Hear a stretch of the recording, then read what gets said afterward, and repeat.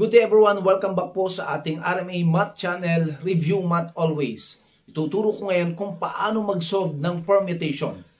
Tatandaan, ito ang ating formula na gagamitin on how to solve the given permutation. The given formula is permutation of n taken r equals n factorial over the quantity of n minus r factorial, wherein n should be greater than or equal to r.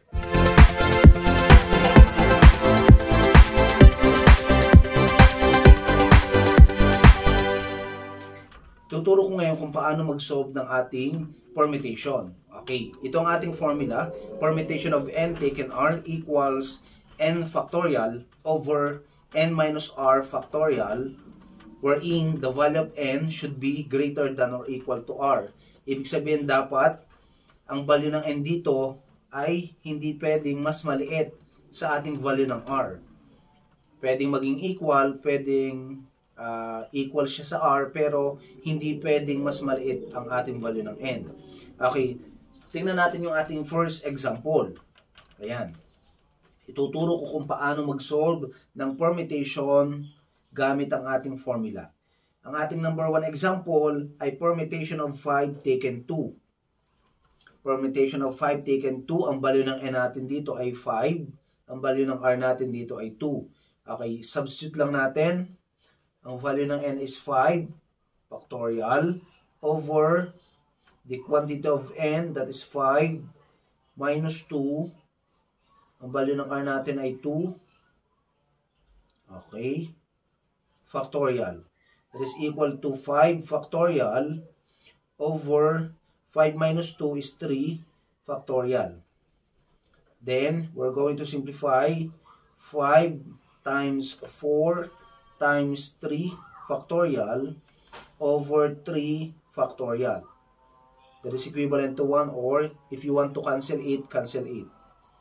Okay, next, we have 5 times 4 is 20.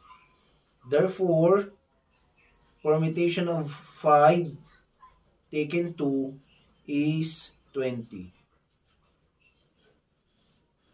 Okay, ganito lang mag-solve ng ating permutation given. Okay, next, example number 2, we're going to solve. Okay, next, example number 2, we're going to solve permutation of 6 taken 3. Ang value ng n natin dito ay 6. Ang value ng r natin dito ay 3. Again, our formula is n factorial over the quantity of n minus r factorial. Simplify lang natin. 6 factorial over 6 minus 3 factorial equals 6 factorial over 6 minus 3 is 3 factorial. 6 factorial, i-expand lang uli natin siya.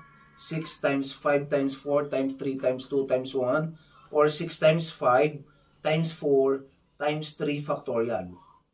Titigil na tayo sa 3 factorial kasi may makakancel sa denominator na 3 factorial, which is equivalent to 1. Kaya matitira na lang ay 6 times 5 times 4. 6 times 5 is 30, times 4 is 120. Therefore, ang permutation of 6 taken 3 is 120. Okay, now, sagutan nyo naman ang given number 3, permutation of 7 taken 2. Okay. Pakilagay ng sagot sa comment section kung ano ang sagot sa permutation of 7 taken 2.